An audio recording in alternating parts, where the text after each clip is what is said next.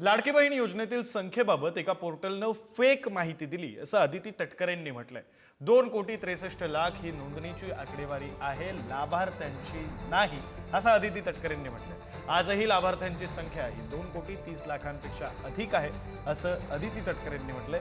तर लाडक्या बहिणींची संख्या 2,30,00,000पेक्षा कमी झालेली नाही अशी माहिती अदिती तटकरेंनी दिली।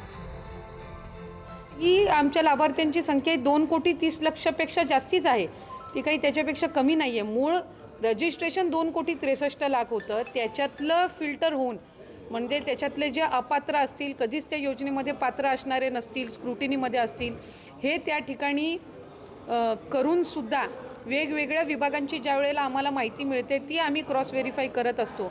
आणि कधीही म्हणजे आत्ताच्या गेल्या 6 महिन्याच्या कालावधीमध्ये 2,25,00,000 2,30,00,000च्या खाली कधीच लाभार्थी आलेले नाही आहेत। यंदाच्या महिन्याचा आम्ही ऑगस्ट महिन्याचा DBT केलं आहे, त्याचाही आकडा आम्हाला त्या ठिकाणी 2-3 दिवसामध्येच येईल।